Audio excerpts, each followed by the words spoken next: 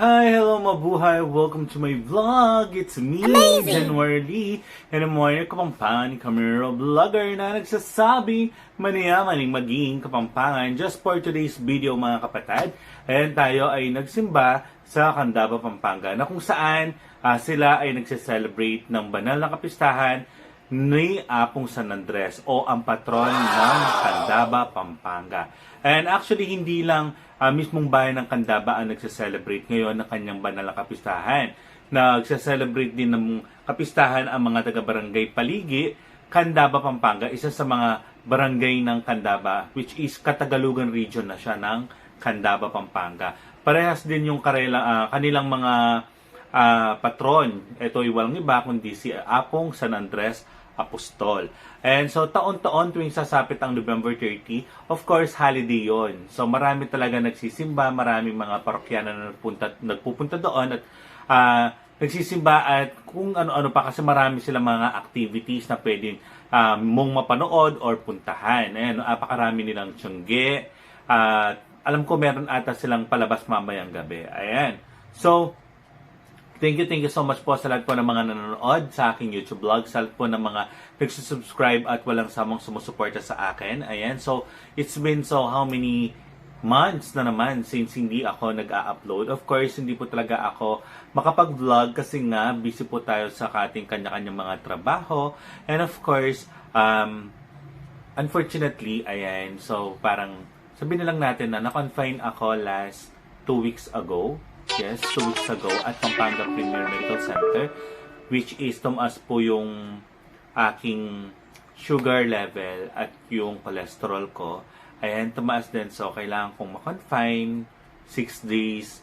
Tapos, naka-vacation leave or sick leave ako today. I think 1 month. I'm not so sure kung ilan yung ma-approve sa akin na leave. Ayan, so I'm so very thankful sa mga taga-ER ng Pampanga Premier Medical Center, Sir Alex Trinidad, Sir Diego, and Sir Mark. Ayan, sa pag-assist sa akin, very fast, napakabilis nila, kasi nga talagang aatakihin na ako. Tapos napakabilis nila na nakapag-survive. Ang dami na ng bilis ng mga ginawa nila, napakagaling. Clap-clap ako sa mga taga-ER ng Pampanga Premier Medical Center. And of course, sa lahat po ng mga nasa PhilHealth Billing Cashier at lalong-lalo na sa mga nasa 4th floor na mga nurses. Ayan, na naka-duty at walang sawa sa lagi akong pinapagalitan para at least malaman ko raw na ano ang mga bawal sa akin. Ayun, so bawal kasi ako magkikilos-kilos. So medyo pa naging pasaway lang. So, thank you so much sa mga nurses, NAs, ayan, IW, sa mga 4th floor, ayan, thank you so much po. And sa HR na, syempre, pinuntahan ako, thank you so much, Ma'am MC, ayan. At sa, syempre, mga ka-opisina ko, ayan, silang lahat, maraming salamat po, ayan. Tsaka sa mga dumadalaw po dito sa bahay, ayan, so okay naman po ako at maraming salamat po. Ayoko kasing tawag dito, ayokong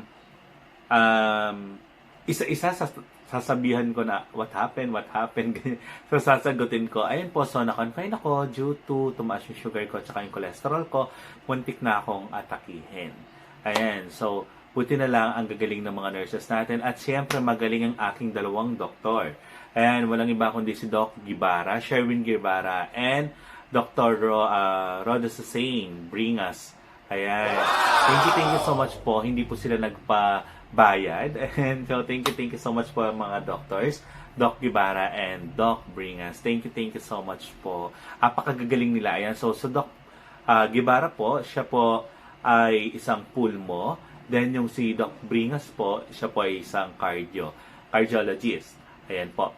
So, sinalagaan nila ako and at the same time, ayun, gumaling tayo, naging okay tayo, and ngayon is nagre-rest lang po tayo.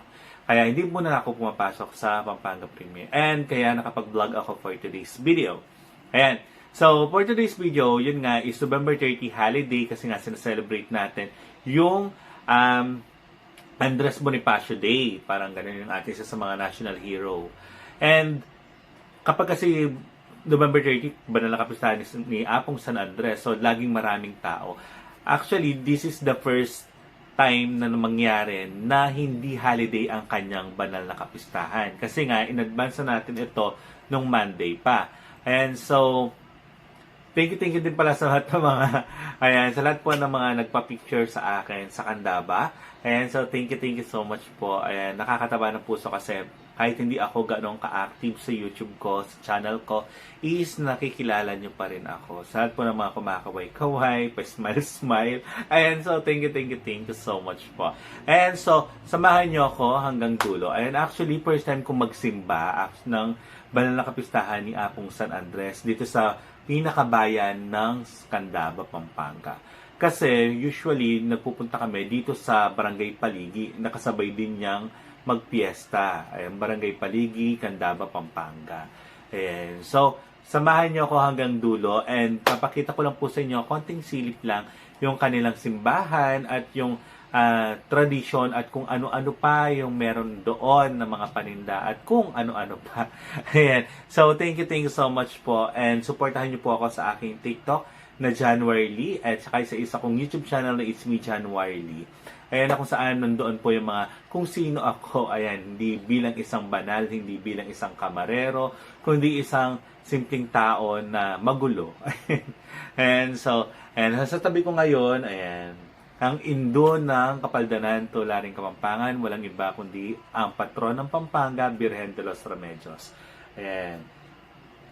Ayan po. So, sana makapunta ako this coming first Sunday of December. I think yun ata yung Grand Marian Procession sa Intramuros. Sana makapunta po ako. So, sana hindi ako mapagod. Ayan po. So, thank you so much po. Don't forget to like, share, and subscribe. Then follow me to my Instagram, to my Twitter account. It's Jesse Samson, JHESSIESAMSON. Then add me to my Facebook account and follow me to my TikTok account. Of course, it's me, January. So, thank you so much po. Ingat po always and God bless us all. Again, it's me, January. A few moments later. Kambera rin mo kapostol, ako maligayang master. Kambera sa nagres, ako minsan ng banal. Pawiling mga midalag lang, ang aling na piniligan sa sulman, alang patangan ng hindi harapan. Pagang mamuli o ipa, hindi na ngayon ipakasot ni Kera, pasulungan ang kapayapang kaligtasan, hindi na madilis.